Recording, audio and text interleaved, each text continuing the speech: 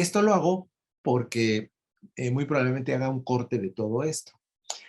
Eh, Me decía hace unos minutitos Daniel, su compañero Daniel, que ya en otra clase de simulación él había visto este problema de el productor consumidor o el uso de colas, ¿no? Sí, las colas como estructura de datos son muy utilizadas por muchos problemas, inclusive en sistemas operativos es lo mismo, ¿no? Conforme van llegando los usuarios o las tareas para ser atendidas, se van formando y las van atendiendo, ¿no?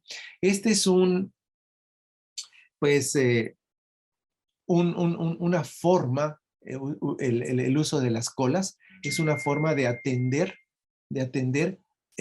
a varios usuarios que requieren de servicios. Tú los tienes que formar conforme van llegando y los vas atendiendo. Entonces, independientemente de la práctica que les dejé, la atención de los usuarios que están formados debe de hacerse con hilos. Recuerden eso, para todo su desarrollo y su ejercicio profesional. Cuando tengan varios usuarios formados para recibir un servicio, fórmenlos, atiéndanlos con hilos. A cada usuario lo meten en un hilo. No es este caso, ¿eh? Este caso de que yo les puse, no es así. Ese es otro problema diferente, pero el otro es un problema de concurrencia. ¿Para qué?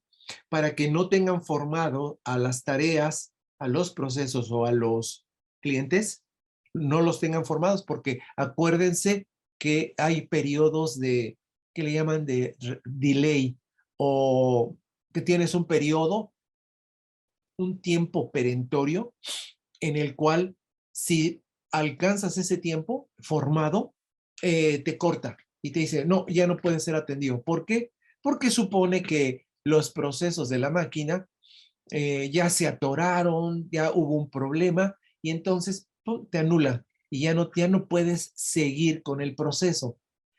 Y lo peor es de que si ese proceso o tarea fue un objeto, o sea, tiene la estructura de un objeto, el objeto al momento de ya no seguir su proceso, se queda en memoria. Ahí se queda como en el limbo, se quedó esperando, porque algunos lenguajes de programación, ya ahorita eso ya deben de haberlo subsanado, ¿no? No tienen algo que se llama recolector de basura. Al no tener recolección de basura, los objetos se quedan ahí muertos, anulados, pero ocupando memoria. Entonces, si esto sucede mucho, es decir, si no está bien programado el sistema de atención, entonces, eh, eventualmente primero se te están muriendo los procesos o las tareas y te está avisando, este proceso ya caput. Y por otro lado te está avisando, la memoria se te está agotando, ¿sí? O sea, porque se están quedando ahí atorados eh, los cadáveres de los objetos. Entonces, tu sistema eh, de cómputo, como un todo, como un host, se va a colapsar. ¡Pum! Se cae. ¿Por qué? Porque ya no tiene memoria y es, el tiempo está ahí usándose el CPU de una manera ineficiente totalmente, porque no están siendo atendidos los objetos o las tareas. Entonces estás usando mucho CPU sin provecho y además se te está agotando la memoria. Entonces tengan en cuenta eso para cuando diseñen sistemas concurrentes. En el caso del productor consumidor es otro, porque ahí nada más tenemos mínimo dos hilos, ¿no?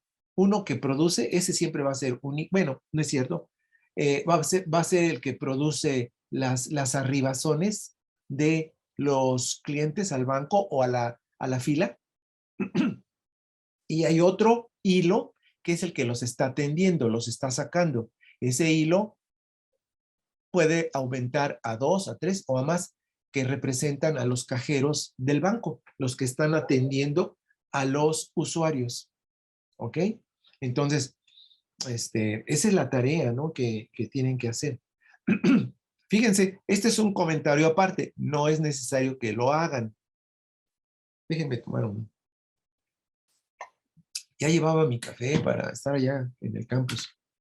Y bueno, estar con ustedes así. Esperaba yo estar ahí conectado en línea, pero también teniendo aquí enfrente a sus compañeros, ¿no? Que estaban presenciales. Bueno, podemos, regresando al punto de productor-consumidor, podemos también generar más de un productor.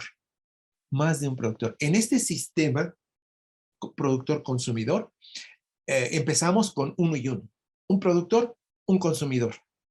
Luego dije, el productor te lo dejas único, que es el que está produciendo las llegadas, pero metes dos cajeros para que pruebes cómo atienden dos cajeros las llegadas, ¿no? Y luego la tercera etapa era, si la fila se hace muy larga, o sea, no alcanzan a salir los clientes, sino que la empiezas a llenar, porque tú defines originalmente el tamaño de la fila. Por ejemplo, podemos decir, la fila va a ser de 20 personas, ¿sí? Pero si esas 20 personas, esa fila se llena y siempre tiene 20, es decir, siempre la tienes llena, entonces mete un cajero más. Ya no son uno ni dos, un tercer cajero. Entonces creas ese nuevo hilo y empieza a atender a los clientes. Y todo esto se puede hacer, muchachos, porque los cajeros son una clase que tiene hilos, o sea, es una clase que implementa la interfaz Runnable. Entonces, esa misma clase, nada más lo que vas a cambiar va a ser la definición del objeto. Este es el objeto 1, el objeto 2, el objeto 3. Tienen que pensar ahí cómo lo van a hacer, ¿no? Podría ser un arreglo de objetos, ¿sí?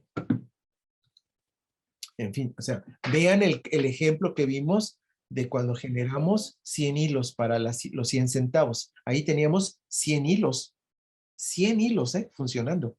Aquí van a ser menos, yo supongo. Ok. Ah, ya entró Samantha, ya entró su compañera Samantha a la clase. Bienvenida, Samantha. Bueno, no siempre está listo el micrófono, ¿ah? Eh, pero también, así como los consumidores son objetos de la clase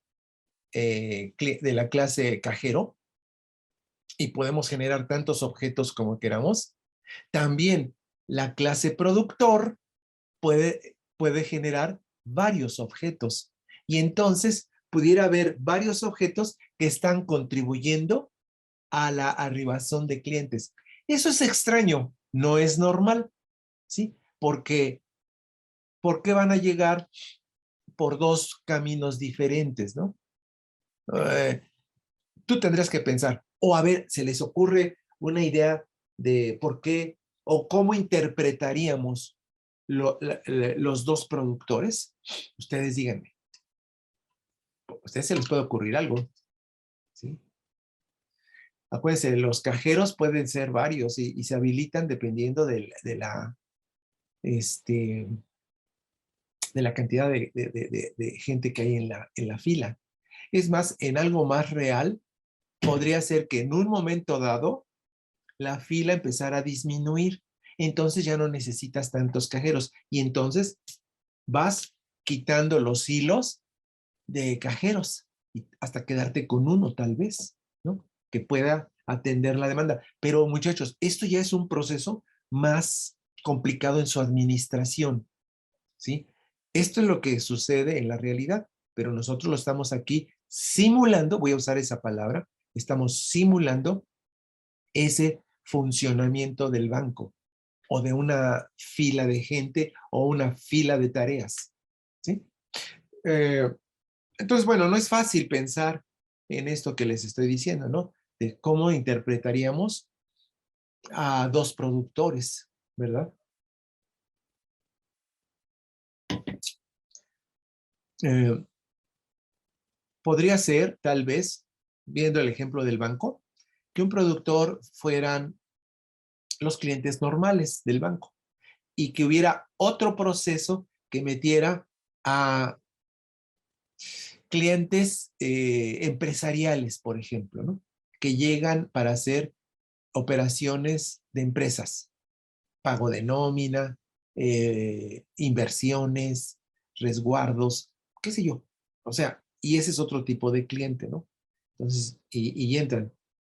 Y también podríamos manejar la jerarquización, o sea que a los clientes, conforme van llegando, les vas asignando una jerarquía y los puedes canalizar con un determinado cajero. O sea, el cajero que atiende clientes empresariales o el cajero que atiende a los usuarios, a los clientes que les llaman preferenciales, ¿no? A los clientes del banco, pero son los preferenciales que tienen cuentas, cuentas de banco pesadas, ¿no? O sea, chonchas. Y a esos los atiendes, a esos no los vas a tener formados haciendo largas filas. Los atiendes rápidamente. Para eso les pones otro cajero. ¿Ves? Puedes tú simular una cosa así. Entonces, así es como funcionan realmente en la actualidad ya los bancos. Eh, bueno, ok. Entonces, ya ese tema lo vamos a cerrar. ¿Ok? ¿O tienen algún otro comentario, pregunta, muchachos, al respecto?